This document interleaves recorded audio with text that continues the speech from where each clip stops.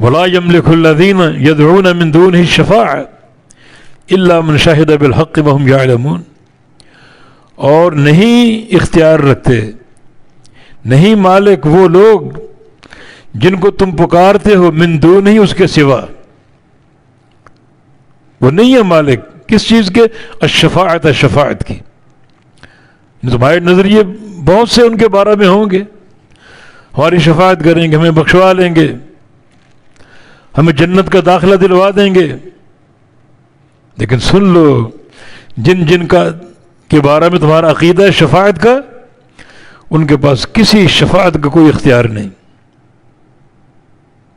شفاعت کے مالک نہیں ہیں وہ، شفاعت کا مالک اللہ ہے، اس کے امر سے شفاعت کا نظام قائم ہوگا۔ وہ اس طرح کہ شفاعت کرنے والے کون ہوں گے؟ اس کے امر سے، اور وہ کس کی شفاعت کریں گے؟ وہ بھی اس کے امر سے۔ نہ ہر بندہ شافع ہوگا، نہ ہر بندہ مشروع ہوگا۔ شافع کا تعین بھی اللہ کی مرضی سے ہوگا، اور مشروع کا تعین بھی اللہ کے امر سے ہوگا، اس کے امر سے کوئی چیز خارج نہیں۔ تو جن کے بارے میں ہمارے عقیدے ہیں کہ وہ شفاعت کر لیں گے، ان کے پاس شفاعت کا کوئی اختیار، کوئی ملکیت نہیں ہے۔ شفاعت یہ معاملہ اللہ کا ہے، کس کو شافع بنائے اور کس کو مشروع بنائے۔ سب سے بڑے شافع محمد الرسول اللہ صلی اللہ علیہ وسلم، اور جب آپ شفاعت کے لیے جائیں گے خوف کا یہ عالم ہوگا کہ بات کرنے کی ہمت نہیں ہوگی، شفاعت کی ہمت نہیں ہوگی، سجدے میں گر جائیں گے، رب تعالیٰ کی حمد و ثنا کریں گے، ایسے ایسے محامد جو آج تک کوئی نہیں کر سکا، اللہ اسی وقت آپ کے دل میں القاء کرے گا، طویل سجدہ ہوگا، حالانکہ آپ سب سے بڑے شافع ہیں، مگر کوئی ہمت نہیں بات کرنے کی۔ بالآخر اللہ فرمایا کہ یا محمد ارفع راسک وقل تسمع واشفع تشفع، اے محمد صلی اللہ علیہ وسلم اپنا سر اٹھا دو، اب بات کرو آپ کی بات سنی جائے گی، اور شفاعت کرو آپ کی شفاعت قبول کی جائے گی، تب آپ شفاعت کے قابل ہو سکیں گے۔ تو یہ مرضی سے تم شافع بناتے ہو، ہمت ہے ان میں کوئی؟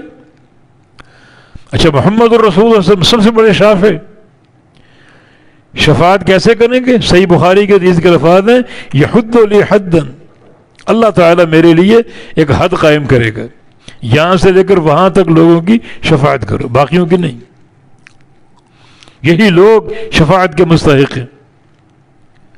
ایسا 3 بار ہوگا، اللہ حد مقرر کرے گا، یہ لائنیں اللہ کھینچے گا، یہاں سے لے کر وہاں تک بندوں کی شفاعت کر لو، پھر وہاں سے وہاں تک، پھر وہاں سے وہاں تک۔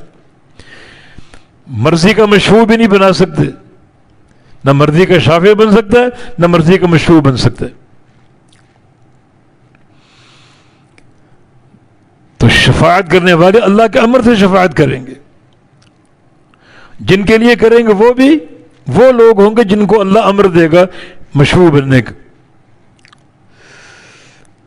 اس لیے فرمائے الا من شہد بالحق وهم یعلمون، مگر جو گواہی دے حق کی اور وہ جانتے ہیں اس گواہی کو، خالی گواہی تلفظ اور زبان سے کافی نہیں، جو گواہی دے رہے ہیں، جو شہادت دے رہے ہیں، اس شہادت کا ان کو علم ہو، جیسے اللہ تعالیٰ کا فرمان فَاعْلَمْ أَنَّهُ لَا إِلَهَ إِلَّا اللَّهُ، پہچان لو، جان لو لا الہ الا اللہ کو، تو وہ جانتے ہو لا الہ الا اللہ کو، خالی تلفظ کی حد تک نہیں، نطق کی حد تک نہیں، بلکہ دل کی گہرائیوں سے اللہ تعالیٰ کی توحید کو جانتے اور مانتے ہیں، وہ شفاعت کا اہل ہیں۔ وہ بھی شافع مرضی سے نہیں بنیں گے، اللہ کے امر سے بنیں گے۔ جب وہ شافع بن جائیں گے تو مرضی کے لوگوں کی شفاعت نہیں کر سکیں گے، صرف ان کی شفاعت کر سکیں گے جن کی شفاعت اللہ چاہے گا۔